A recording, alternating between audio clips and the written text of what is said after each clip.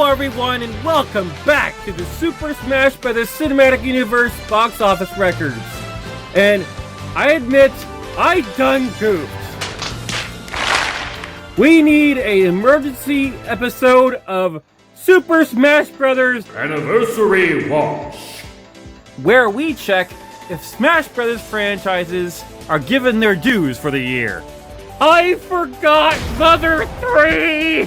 Okay, in my defense, it's out the same day as the release of Okami! April 20th, 2006!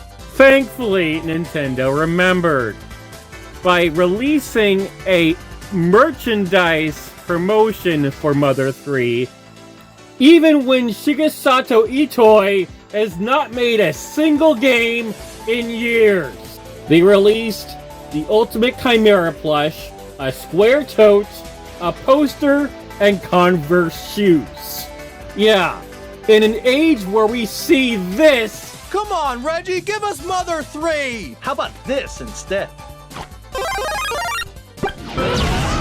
as being still relevant, Mother 3 is still getting stuff. So I will give Nintendo and Mother 3 a green plus. Now with that all fixed up, we can get to the big news. The Legend of Zelda movie just dropped a number of set photos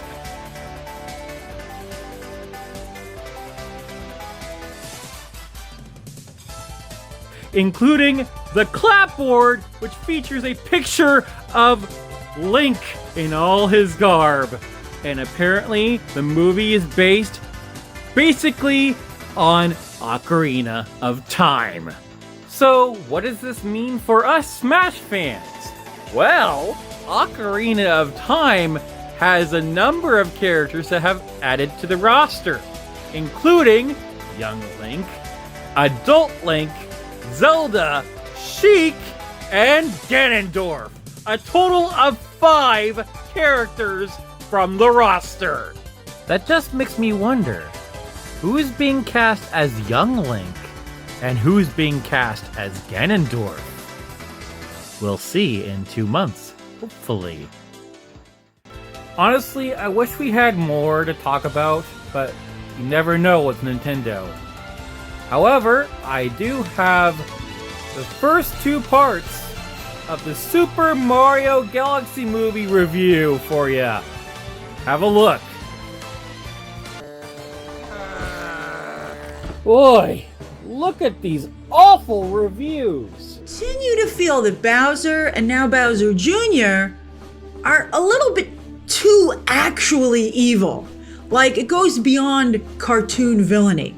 I think maybe because they kind of mimic, like, the toxic manosphere that is... Grace, like, you have no idea what you're talking about. And this is for a movie that came after another with its own share of bad reviews. But really, is it deserved? The fact of the matter is, Super Mario Galaxy movie is a film with certain strengths. The kind that is hard to explain with just a few words. But is its story one of them? As my rival would say, let's find out. But before we can establish the sequels, we need to go over the first movie again. Like my previous review, we will be using Joseph Campbell's classic monomyth, aka The Hero's Journey, to analyze both films. And we'll see how the two connect to one another. Though while the Medicine Journey is more lenient with its protagonists, I tend to favor archetypes as it's more cut and dry. Let's begin. Here's the status quo. Bowser's army attacks a defenseless clan of penguins to illustrate the danger looming. This is the problem. Bowser introduces himself, shows his power, and assumes his dominance. In the monomyth, I do not. Bowser serves as the Shadow, the final boss. Then in classic film format, Bowser, by showing his power, shifts the focus that who will defeat him. They are the solution. Next we see the commercial, that is used as a shorthand for introducing the protagonists, Mario and Luigi, and for setting up a callback later on in the film. You think they put their life savings into it. You can see that the norm is the heroes Mario and Luigi being together. Heroes can also be called the ego. Then enter Foreman Spike, Mario and Luigi's former employer, from Wrecking Crew, to see doubt into Mario's want. You're a joke, and you always will be. To stop being tired of feeling small. Tired of feeling so small. This would be the first instance of using a relatively obscure character from Nintendo's history to establish the narrative for these films. He serves two functions: to be a foil character.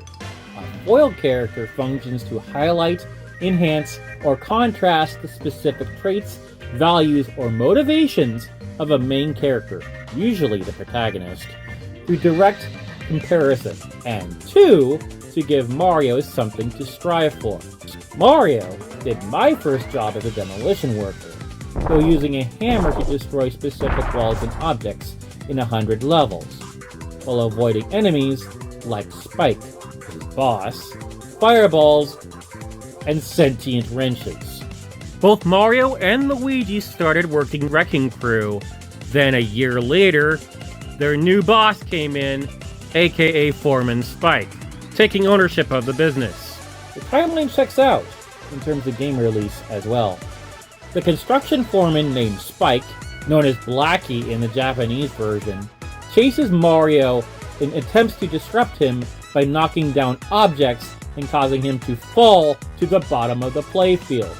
His former boss is the perfect foil for the first movie, as he was prone to toy with his employees' self-worth by piling on the tasks.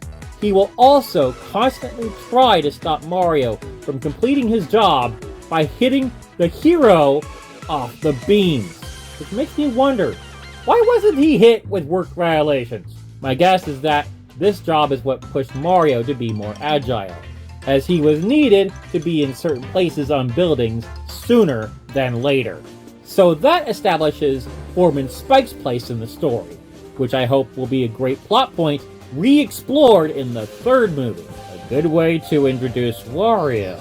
All this unfolds at Punch-Out Pizzeria. Put a pin on that. Then they get the call, GameCube jingle, for their first plumbing job. They go through World 1-1 as a construction site. Then you learn Luigi has... You see a Pikmin statue, then enter Francis, the first hurdle to overcome. A great candidate for Polterpup. Though, to be fair, it was Luigi's first burden to bear, as it was his fear that caused the escalation. Luigi's want to not be scared all the time. The scene leads to Luigi's token moment that was used for a callback later in the film. The first job was mostly a bust, but even Mario learns something useful from it. Then we meet the family, establishing a character trait of Mario for him to overcome. Mushroom. His hatred of mushrooms. Now, where have I heard that before? I hate mushrooms. Dad shows his lack of faith in his son. I think you're nuts. You don't leave a steady job for some crazy dream. And the worst part, you're bringing your brother down with you. Making Mario's self-image even worse. His dad doesn't even think what he said was all that bad. What'd I say? Talk about having the screw loose. Perhaps he would be prouder if his son was a carpenter. Then we find ourselves in Mario's bedroom, where even playing Kid Icarus validates Mario's self-loathing.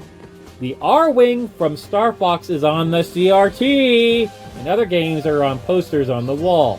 The dark feelings persist until Mayor Pauline comes on the screen. The same mayor who sings to Mario in Odyssey and is a nod to Donkey Kong. I mean, New Donk City in this universe is in Brooklyn after all, though Bonanza muddies the water a bit. Will the movie universe acknowledge its plotline? Speaking of water, the broken pipe in the city serves as the herald, the call to action, or call to adventure. Mario is ready and willing, enforcing its ironclad character trait, but Luigi isn't. That, or he's the one urging Mario not to take the call. He's refusing the call, an action best reserved for the main character in the story. Is Luigi the main character though? They make a Mario-shaped hole in the wall under the city after trying to fix the pipe. Well, that plot point was never resolved. Somehow the city was not flooded. Plot hole! The brothers wander further into the space, where Luigi is separated from Mario. Then the older brother finds a green pipe. Inside is an abandoned wrench. He manages to retrieve it, only to be pulled in like a vacuum. Now that was a lot of fun. We'll have more from this series coming every week from now on. Now let's take a look at domestic. And the Super Mario Galaxy movie has 363,700,515. A good start, but I had to wait a little bit for international. So I had to wait a few days because the Super Mario Galaxy movie opened in Japan on the 24th of April. You know what that means? They've opened on Golden Week, which is why this particular date was later than usual. That's right.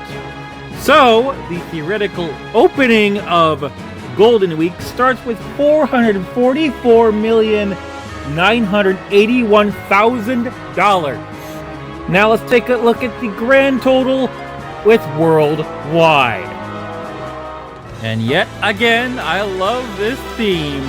Here we are in worldwide with $831,474,000. That means, theoretically, we could reach $1 billion by next week.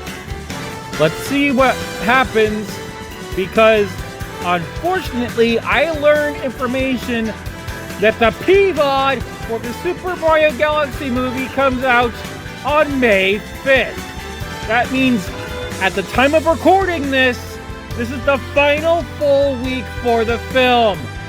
That means the Super Mario Galaxy movie has a total of 35 days in the theaters, which is much more than what Sonic 3 got because of Paramount.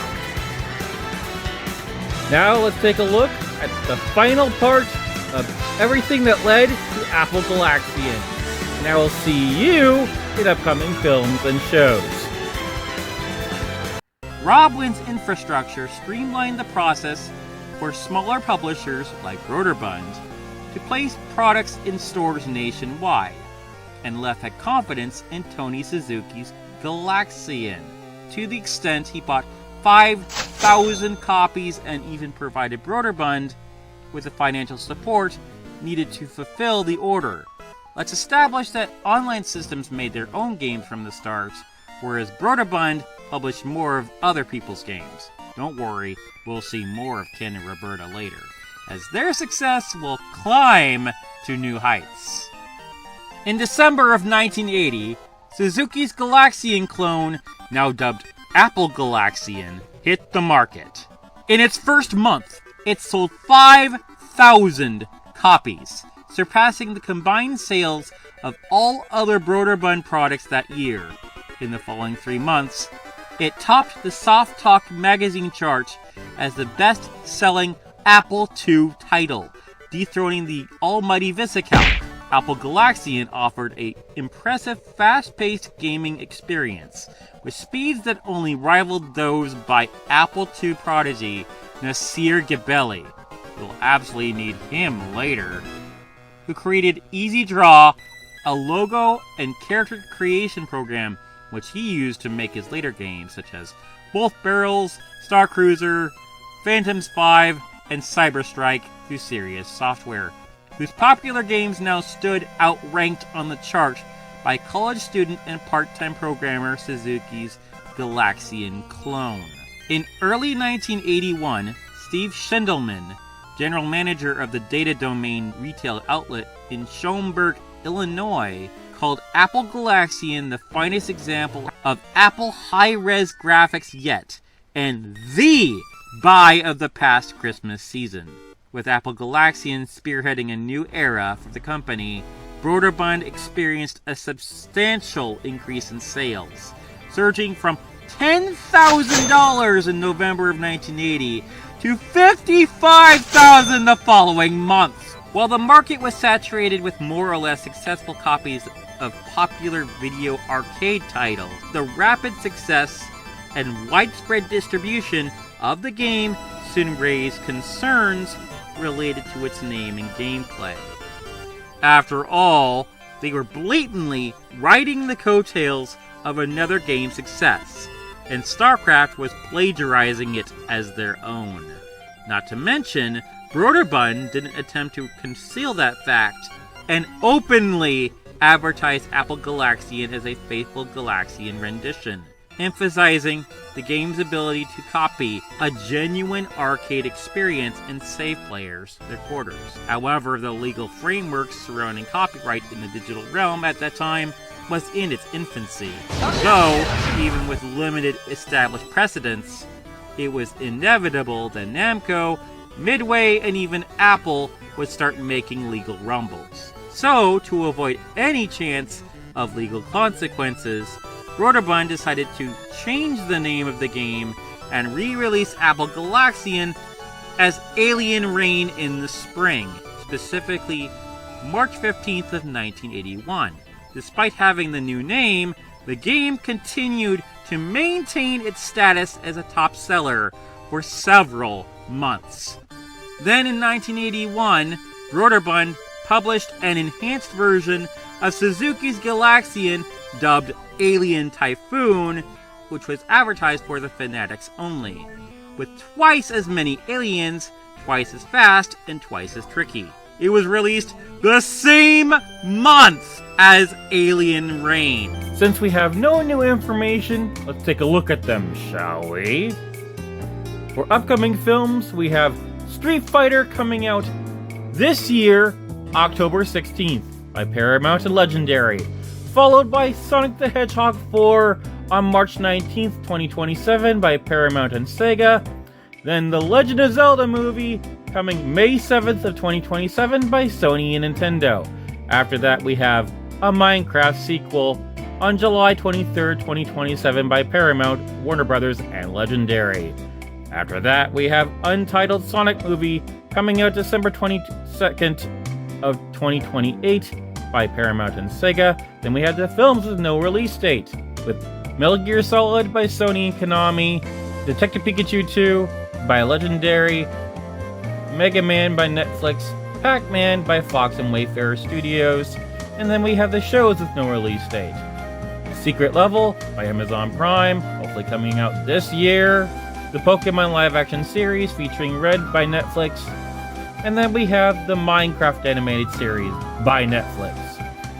And we are done. If you like what you see, press like, subscribe, and smash that bell in order to get notifications on the channel where everything grows on you.